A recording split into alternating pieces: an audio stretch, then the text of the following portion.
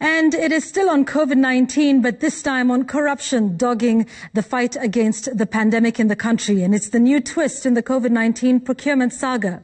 2 aid agencies have now threatened to withdraw up to 400 billion shillings that's been earmarked for Kenya because of the KEMSA scandal.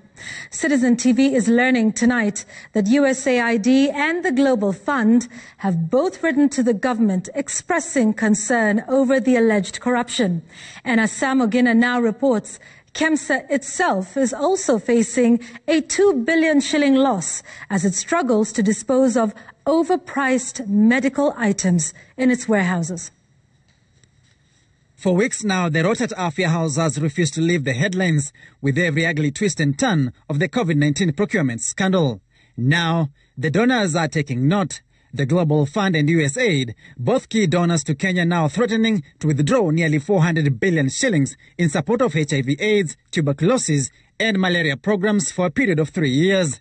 The agency is expressing concern over KEMSA's procurement as well as management and implementation of the grants given to the institution. The donors in a letter to the Ministry of Health indicating they had noted several areas of concern in the management of procurements at KEMSA as well as in the implementation of the Global Fund grants.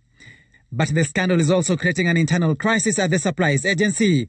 KEMSA now stands to lose up to 2 billion shillings as it struggles to dispose of PPEs and other COVID-19 supplies. The agency is said to be unable to find buyers for the items that were allegedly purchased at inflated prices. And now many of them could be about to hit their expiry dates.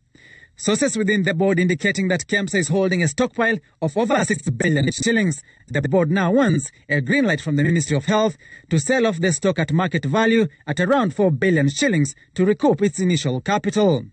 The KEMSA sources also indicating that the board is seeking a recapitalization of 5 billion shillings to cushion itself from the loss that would have been occasioned by such a write-off should the Cabinet Secretary agree to it.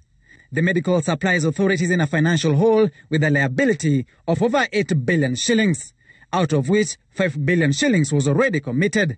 The board attributing this mess to the procurements that were allegedly done without the board's approval or that of the Ministry of Health.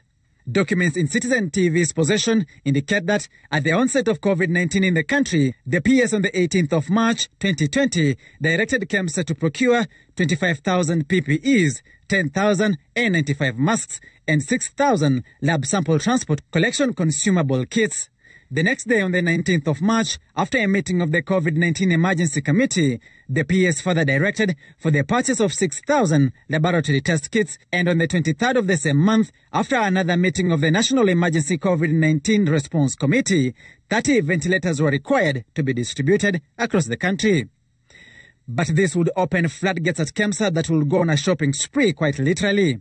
Smelling a rat, the PS called for a meeting of KEMSA officials at Afya House on the 6th of April 2020 for a progress report.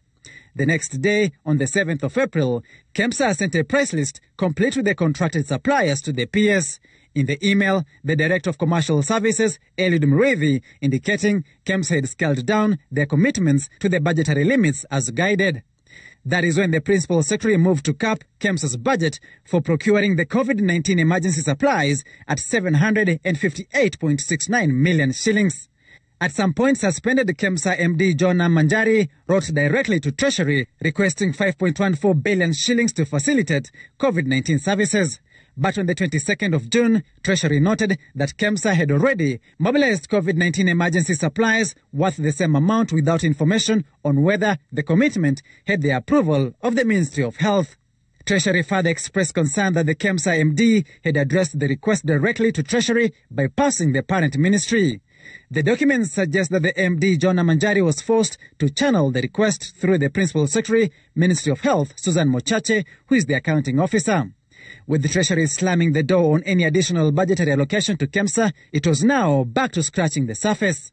KEMSA toying with the idea of diverting money meant for universal healthcare to make payments against the commitments it had already made.